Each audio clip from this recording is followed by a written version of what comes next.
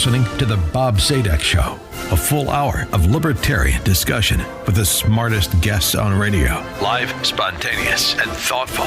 It's the show of ideas, not attitude. And your calls are welcome at 424-BOB-SHOW. Now, your host, Bob Zadek. Good morning, everyone. Welcome to the Bob Zadek Show, the longest-running live libertarian talk radio show on all of radio. Thank you so much for listening this Sunday morning.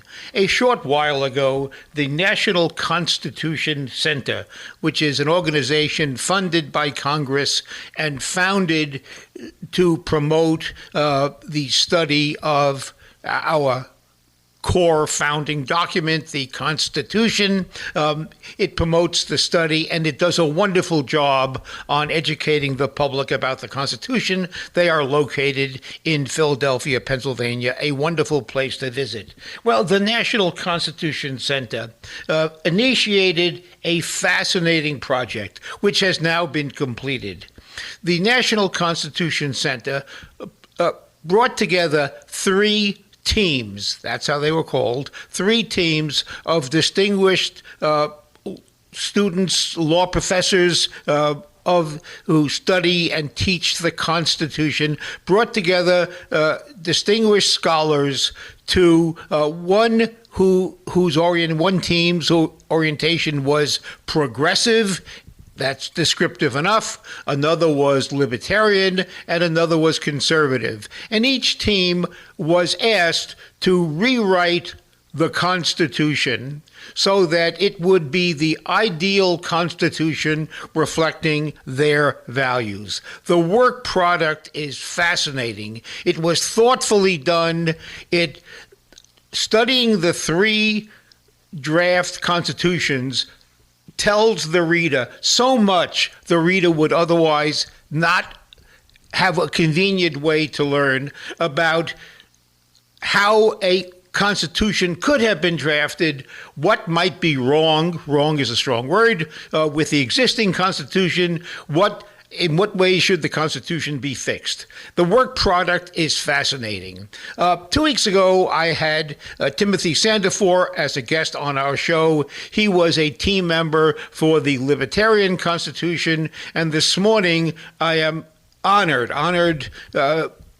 beyond my ability to say it, to have Caroline Fredrickson join us this morning. She's a distinguished professor of law at Georgetown University. She's a senior fellow at the Brennan Center for Justice, and she recently was appointee by President Biden in his commission to study the Supreme Court.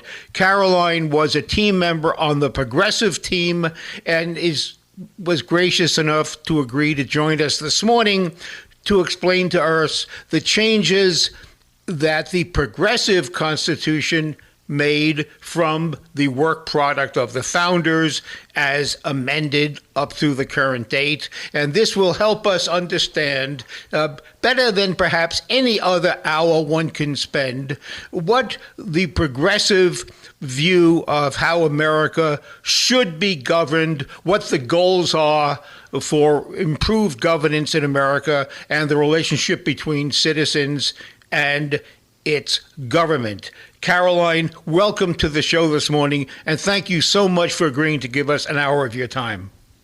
Sure, it's a pleasure to be with you.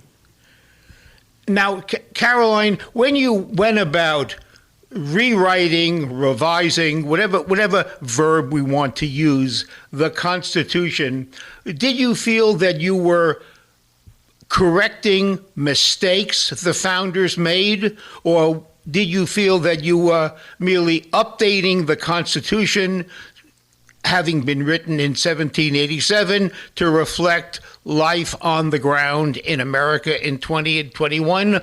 Or were you actually making changes because you felt that your team's approach to governance was different than the founders, and now you have a shot at suggesting a different orientation? Can you label or identify how you saw your task?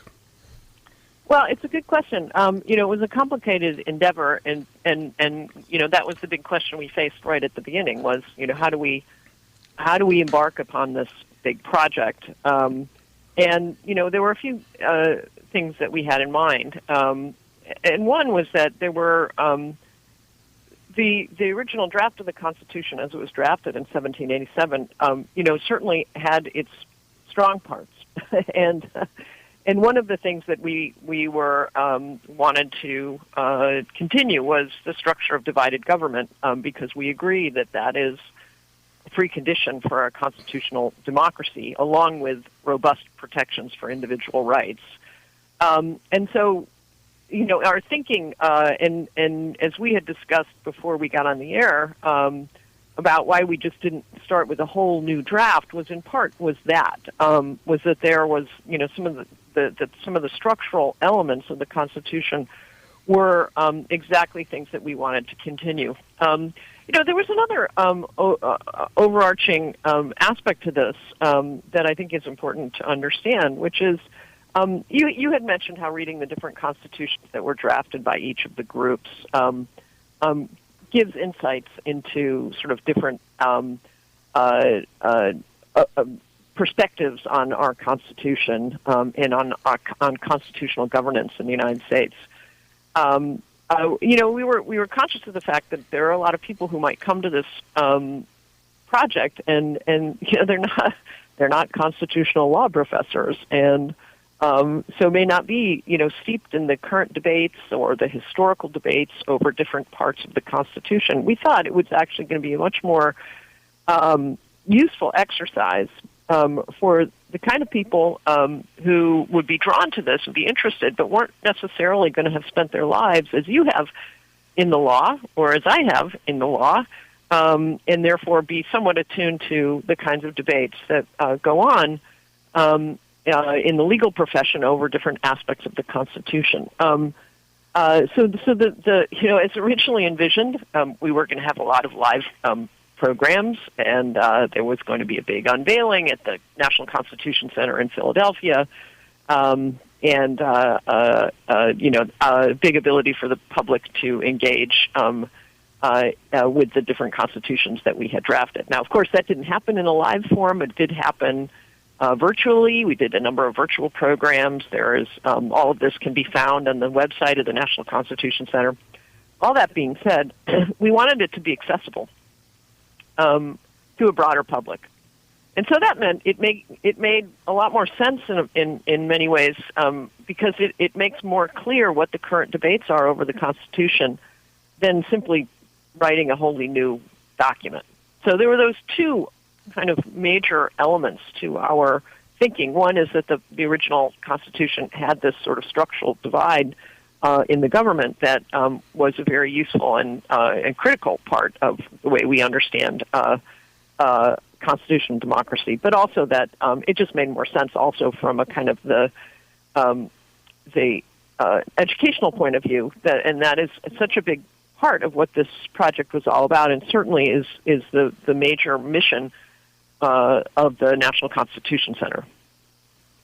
The original Constitution, and let's include the first 10 amendments, even though technically they were amendments and not part of the original, but since they were virtually contemporaneous with the drafting, let's include the original Constitution and the first 10 amendments as the original draft. Did you feel that you were was the original draft before it was exposed to 240 years, give or take, of Supreme Court interpretation, and before it was amended probably 17 times if we exclude the Bill of Rights? Was the original Constitution, did you feel you were correcting the original Constitution, or did the original Constitution, was it consistent with the values you would have wanted it to adopt before it was amended, or did you have to make changes in the original point of view of the Constitution? And in answering, let's please, just because it's a whole separate subject, we all know the great failure. Most of us consider it to be a failure. It was a compromise, a political compromise on the issue of slavery. So we could spend an entire show on slavery, and it's the contradiction between the promises in the Declaration and the reality of the Constitution. But putting aside the issue, big issue, though it may be, of slavery, do you feel the founders, their core values were had to be adjusted by your work product, or were you pretty much consistent with their values and just fine-tuned it? Well, I find that a very hard question to answer without putting slavery aside, because those were part of the values. And so I just have to say there were, certainly several sections of the Constitution that were dealt with slavery, and so I can't really quite answer your question that way. But I would say we think their vision about structure of government certainly was worth continuing, and the idea of separation of powers and federalism, and sort of the divide between the different branches and the sort of vertical and horizontal idea that government can. We have a system of checks and balances. It was visionary. It was radical, and that is something that we continued. I think if you get into values, that it's just hard not to talk about slavery. So I think we should just, as you said, we're not going to talk about it to a great extent. So let's just say that we kept the structural element from the original Constitution. I hope what I'm about to say doesn't read too much into your commentary as you explained to readers what you were trying to accomplish and what adjustments you were making. But it seemed to me, at least when I read it, there was, I'll say a tension, but nothing that dramatic, between protection of natural rights. I'll use the natural law concept, natural rights, the rights that every human being, that many believe human beings have simply by dint of their humanness, right to travel, right to freedom of conscience, and the like. Many of those rights are embodied in the Bill of Rights, and they are enumerated, they're expressed, and there are, of course, other rights in the Ninth Amendment that are captured as unenumerated rights. You expressed in commentary, and a bit in the text, that the best way to protect those rights is through a more robust democracy, which, when I read it, I wasn't sure how that would work.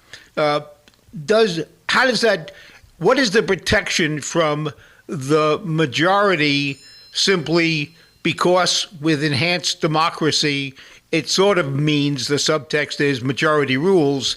What protections are there for the minorities, whatever, and I don't mean just racial minorities or religious minorities, people who are in the 49% of the vote on any issue? What is the protection for the minority, the 49%, on their basic rights? How does your Constitution protect, if it does, those basic rights against the will of the majority, which would compromise those rights? Well, I mean, I think, as we've said in our introduction, we really do believe in democracy, and the one of the major elements of our draft of the Constitution is to provide much more robust protections for democracy, so free and fair elections. So, I mean, you talk about a 49%. As if it was sort of a solid block, in the way that our elections are structured. If they are actually run in a free and fair way, all Americans have the right to vote. That we don't have gerrymandering. That we have uniform requirements for voting across the country. there would be, people drawn to different policy proposals and different politicians based on at different times. I don't think it actually. I think democracy is the best guarantee of that. That there would be a variety of different protections, but we don't eliminate the Bill of Rights. So we do also ensure that there are key protections that are part of our Constitution, fundamental rights, rights of conscience, which include religion, but also freedom of conscience for those who may not be religious. So this, I would think, would appeal to libertarians. We go back to James Madison's original conception of freedom of religion and freedom of conscience or thought. We also provide protections for sort of an equal rights amendment, so gender, sexual orientation, gender identity. We reaffirm protections for minorities based on race.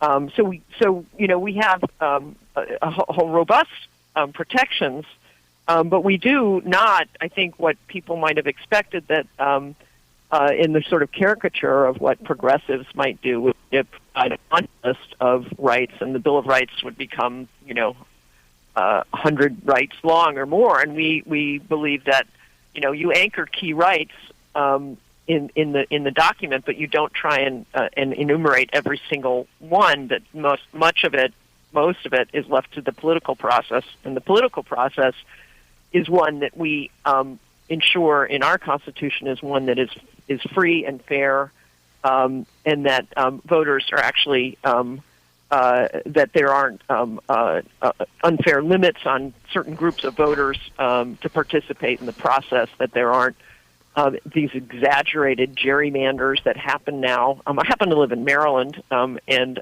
if anybody wants to look at the maps of Maryland, you could see certainly an example. Some absolutely crazy-looking districts. We also carve out reasonable campaign finance rules from the freedom of speech in the First Amendment to ensure that what we have now is that the abuse of money in the political system to change outcomes, and we allow reasonable regulations so that we can actually live in a system that's not as corrupted as it is.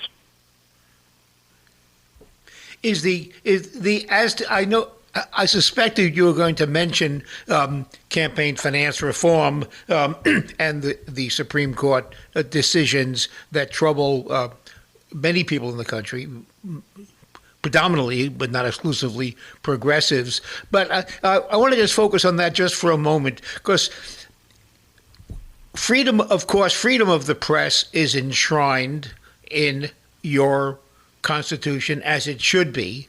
But the thought I had on that issue, and the reason I'm raising it now is because of the concern about money.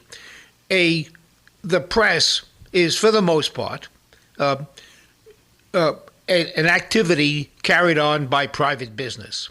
And businesses have power because of being a business. So why is there no fear of corruption if the power of the press, which is nothing other than a private corporation carrying on a specific business activity, among others, why should that business activity enjoy the power to use its money to promote its worldview, and not a corporation which is a manufacturing company, which is using its money to promote its business activity? Why should the core activity of the corporation matter in terms of its influence? Well, so we frame this in a specific way to say that Congress shall have the power to establish by law regulation of the financing of campaigns for elected office, providing provided that such regulations are reasonably aimed at ensuring that all citizens are able to participate in elections meaningfully and on equal terms. So I don't think, we're not restricting the right of, manufacturing companies can certainly have their point of view. The question is, can Congress pass regulations that are narrowly tailored and reasonable to ensure that we have a system that is clean? So we don't enshrine a particular approach to this in our Constitution, but simply allow Congress to go back and consider, for example, some of the regulations that it's had in the past that have been dismantled by the current Supreme Court. Reasonable limits on donations or expenditures, much more transparency. There are a whole number of things that might be done. Public financing of campaigns, small donor matching. So I don't think it's really that what Congress might end up doing or state governments would be something that would have to fit within the language that we have crafted.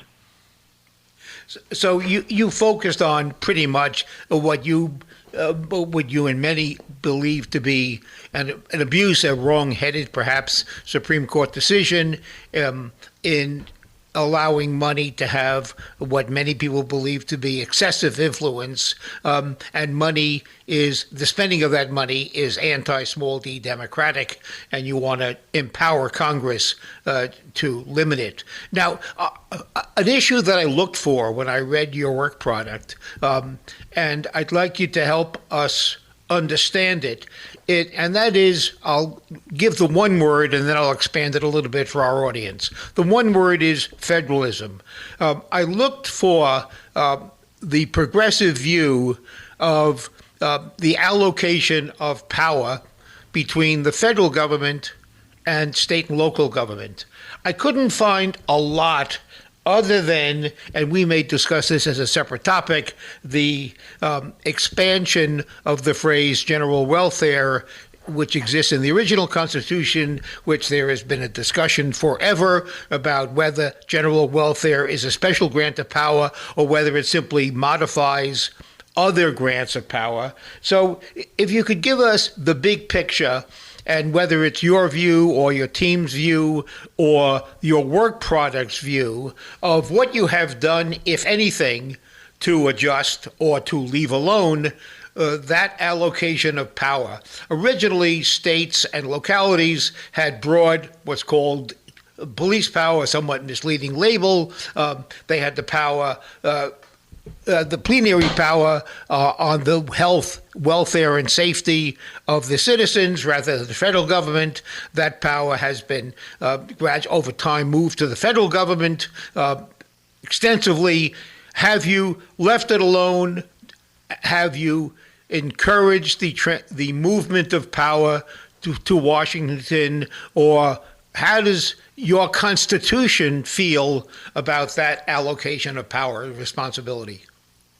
We don't make major changes, except, as you mentioned, the language that we insert about the general welfare is meant to respond to the fact that there are times when there are major problems that are national in scope that have been difficult or even impossible to address through state or local action. And we wanted to clarify, although we think it's already evident in the current Constitution, but fear that the Supreme Court doesn't necessarily see it that way, I wanted to clarify that Congress can actually take such action. So that is, we saw that as more of a clarification than actual making a major change into the structure of federalism. The other point, however, that is worth mentioning is that we do change the Senate.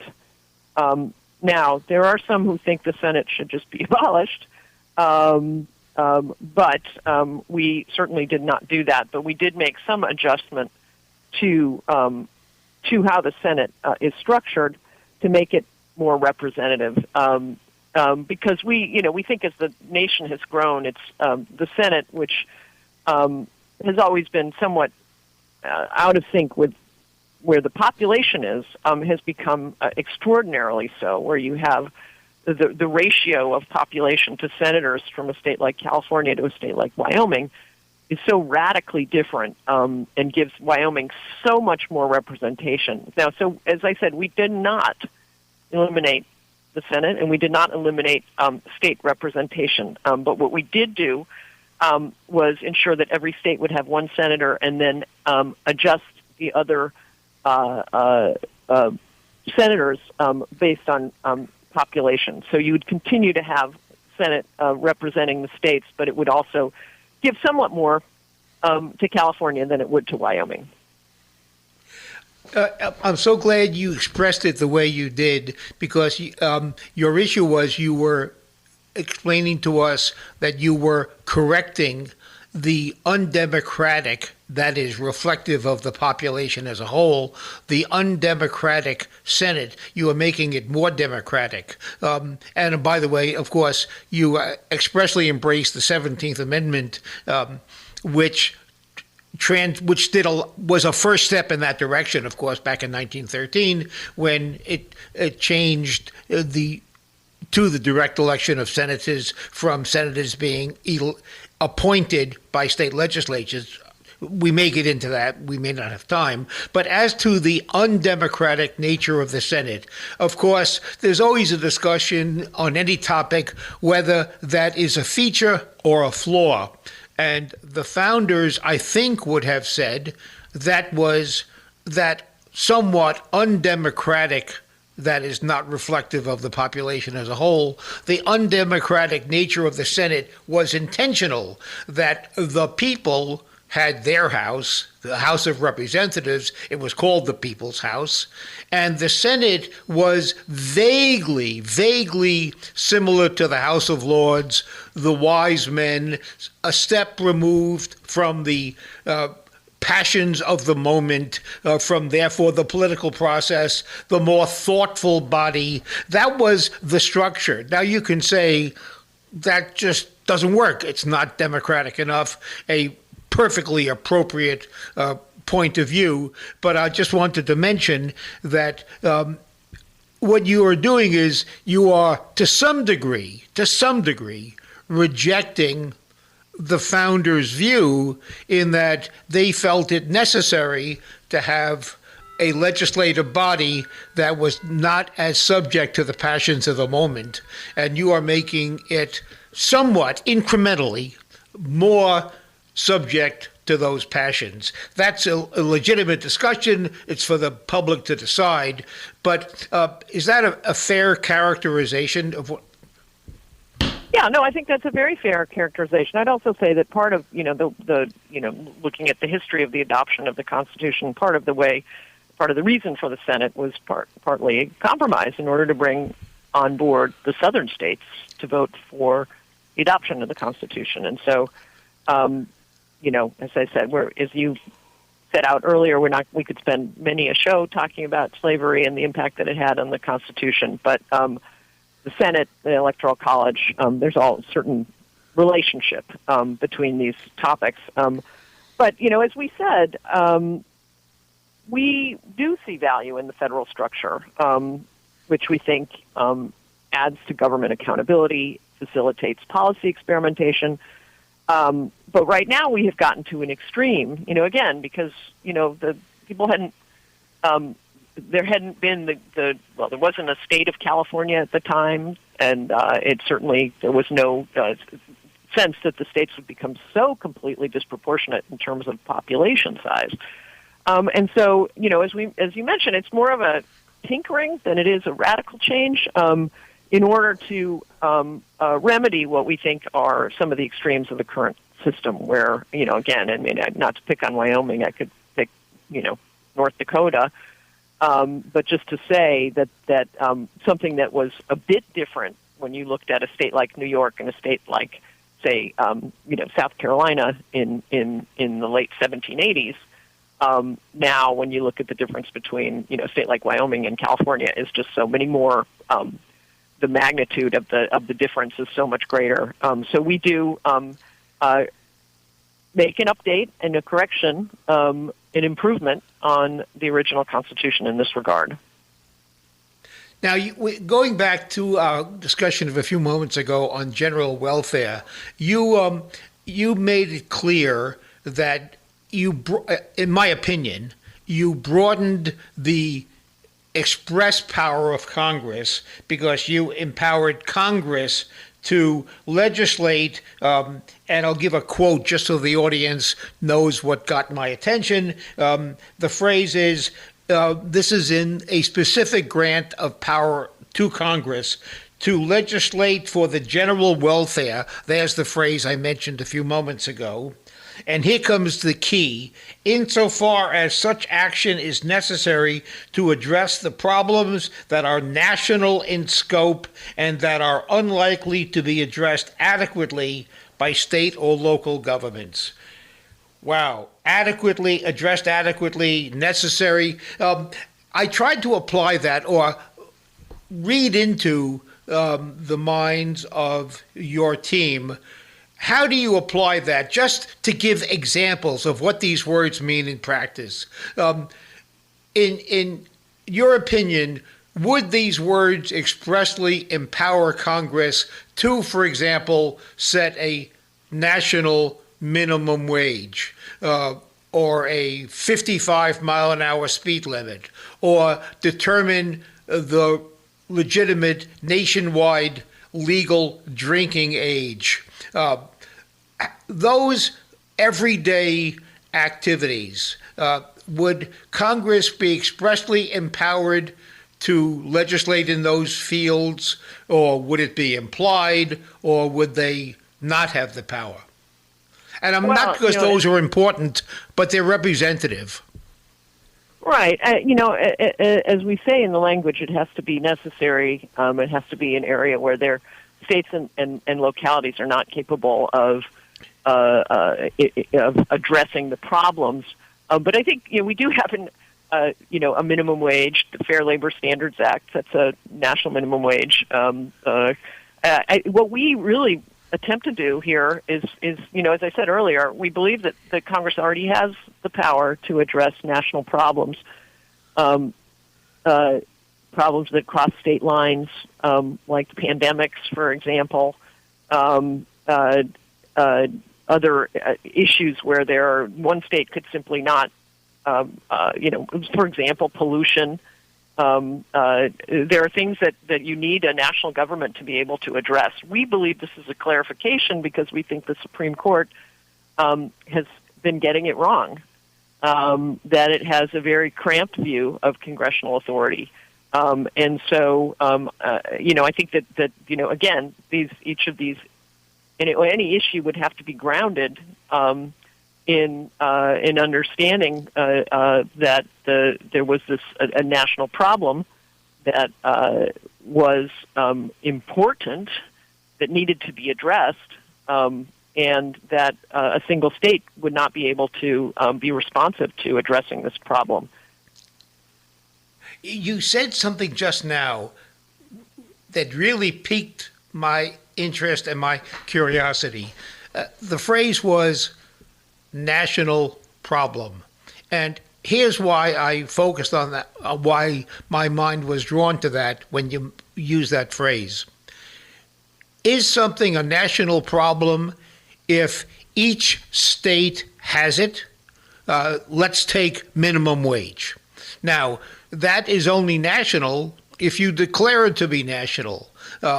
But its minimum wage is as personal as it can be. It affects one person.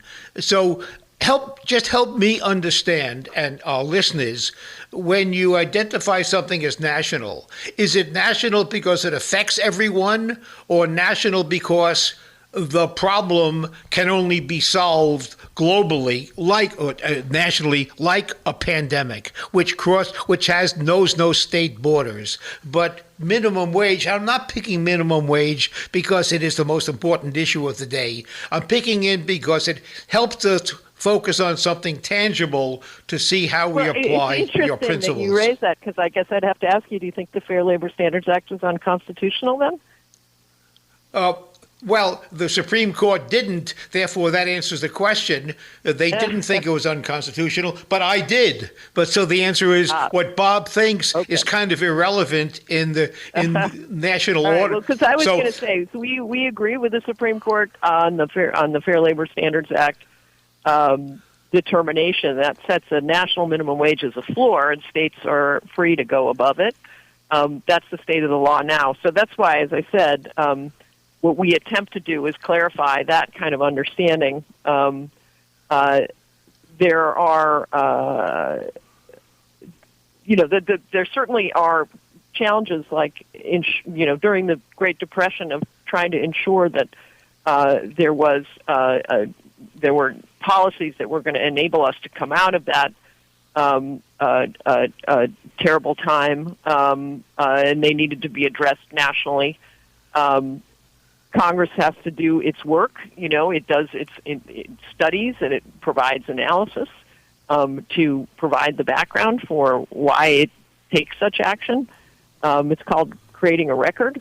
As you know, you're a lawyer, right? So we envision that same kind of process for, I can't enumerate every single possible area that might require a national response. But certainly when you have a pandemic, I think that's kind of the one of the most clear areas where we need to have Congress needs to be able to act to ensure that that action is taken early enough in the process to keep us safe and to keep people from dying.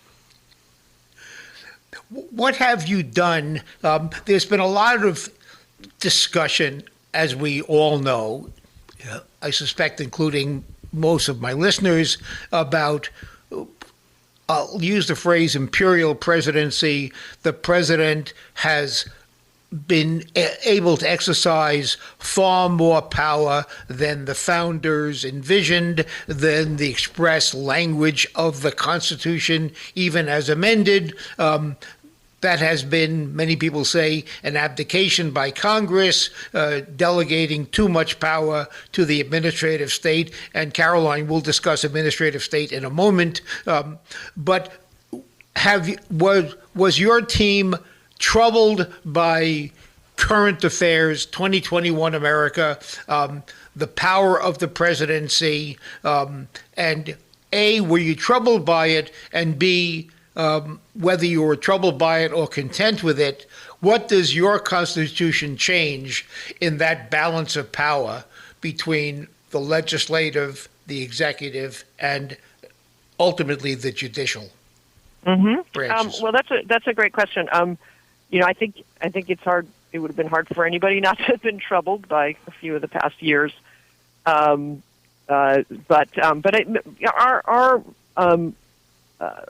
changes to the Constitution in this regard were not prompted by current events, but really by sort of an overall historical and constitutional analysis of the Constitution. I think this is a really interesting area because of all the places in the sort of constitutional drafting project where the three teams most converged. It was really around limitations on executive power. So the conservative team, the libertarian team, and the progressive team all came separately to the realization that we needed some more limits on presidential power. So all of us, all three teams, looked at making it clear that impeachment of the president can actually occur without needing a criminal act, because there was a lot of obfuscation of this point. We think that, I think all three teams thought it was the law beforehand, but because of things that had been said in the general debate around the two impeachments of Donald Trump, it was clear that there was needing to be more clarification to say that abuse of the public trust, which is really the original conception of impeachment, should be made clear and explicit in the Constitution. We also strengthened Congress's oversight powers, and interestingly, both the progressive and the conservative teams agreed that we should replace the Electoral College with a national popular vote, and support a legislative veto. So, there were other areas that, and we could talk about, we had wanted a 2/3 vote for an attorney general so that we could actually have an attorney general that was not necessarily so partisan. And we addressed, again, there was a lot of commonality. The three teams all agreed on term limits for the Supreme Court. Well, the Libertarian team supported it but didn't put it in their Constitution. But the conservatives and the progressives put 18-year term limits for Supreme Court justices in the Constitution. So there were some real areas of convergence here, but especially, as I said, around limitations on presidential power. Caroline, I'm going to make one humorous, I think, observation and just ask you a question, but it's very rhetorical. Of all the weighty issues that you dealt with in such an interesting fashion, preservation of the post office? Oh, my goodness. I was hoping that wouldn't be there. Don't you use FedEx? Please don't respond. It's a waste of airtime for us to debate whether or not the post office should be enshrined in the Constitution. I'll just say, give me a break. But please don't respond. I'm doing that just to throw in a little levity, perhaps constitutional levity, into the conversation. I didn't...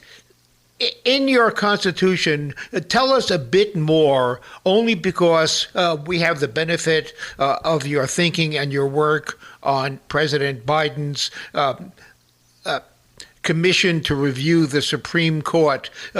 Tell us, just as a separate topic, just very briefly, what did you do to correct? Obviously, during this discussion, you had some issues with the structure of the Supreme Court vis-a-vis the other two branches of government. You also, in your introduction, you complained about, maybe complaint is too strong a word, government, this is a quote, government by judiciary as opposed to democracy. So you were a bit unhappy with 21st century America and the relationship of the Supreme Court. So what have you done, and maybe you have already answered the question, with 18-year term limits? What else, if anything, have you done to correct what you see to be the imbalances now in the power of the Supreme Court? Well, that is really the major element, which is to say, and again, I think it's worth reiterating that this was across the board for all three teams. Again, the Libertarians didn't put it in their Constitution, but supported. Ilya Shapiro was he was the team leader of the Libertarians. Separately, supports it. I think the other team members also do. So 18-year term limits would get rid of life tenure for federal judges the way that the Constitution, most people understand, serving under good behavior is life tenure. And it would replace it with a single 18-year terms. And it's this is something that, one of the founders of the Federalist Society, Steve Calabrese, is a professor, a law professor, has supported 18-year terms. I ran the American Constitution Society, and I support 18-year terms. And it is also consistent with sort of historical terms of service for Supreme Court justices. It was only in the late 20th century that Supreme Court justices started serving such excessively long periods of time. And, there are a lot of reasons. Some people argue that it would make this is something we believe, that it would make the court less partisan. Nobody would deny that the current battles over Supreme Court justices' nominations is unseemly and unpleasant and partisan. It would reduce the partisanship. in that regard. But I think it also has a lot to say about just the fact that the Supreme Court, as it is currently constructed, has an enormous amount of power, and the idea that somebody can sit on the court for 40 years is I think really inconsistent with a constitutional governance and democracy. Which is not to say that we're saying that that Supreme Court justices should be elected. Obviously not. 18 years is still pretty long, but it doesn't provide sort of a seat for life in making some of the most important decisions that affect Americans that are undoable. I'll just mention in passing, not inviting a discussion, John Marshall was pretty productive after his 18th year on the Supreme Court. He was very influential, and most people would think in a positive way, and we'd be deprived of that. But that's not an argument against it. I strongly support term limits. I'm sure they matter. If we were to spend some time, we'd come up with plenty of counterexamples of justices. Oh, we sure would. Well past we sure their would. Time who were seat warmers who could have perhaps would have been better for this country if they had moved on. For sure. Earlier. I also would like to just thank you, just to mention to our audience, I noticed that you constitutionally abolished the death penalty. There wasn't much discussion on that in any of the literature that I read in preparing for the show, but I welcome that, just for all that it's worth. I also noticed you seem to have constitutionally prohibited life imprisonment, which struck me as a little sort of different. It's far less dramatic than the death penalty, of course. And I didn't quite understand why life imprisonment was unconstitutional, but imprisonment for a period up to the last 48 hours of your life is constitutional. Maybe if you have a sentence or two, if that had any thought at all. It's not an important topic compared to the other issues, but I just noticed it, and I was curious about it. Well, I mean, we do address quite a bit of issues around criminal justice reform. It may be more productive to talk about, because that's just, I think just to say that, sentences should be rational and based on actual terms of years. But we do also look at the right to counsel. We strengthen it in criminal proceedings. But we also add what I think is something that certain states have done, but is really important, is to recognize that there are certain civil proceedings in which people should have a right to counsel because they deal with such existential issues like loss of a child custody, or some such, where not having a representation could be devastating to somebody's life. So we did add that. I think all the groups also looked at sovereign immunity, which perhaps your listeners are familiar with these days because it's come up a lot. Thank you so much for raising it. Thank you so much for raising it. So we all agree that there should be state and federal sovereign immunity should have some limitations on it. I was a little disappointed you didn't deal with qualified immunity, but that's for another show. We don't have to discuss that. We only have a few minutes left. Do you have any comments constitutionally? Because you spent some time in discussing it in your Constitution and in your writings describing the process.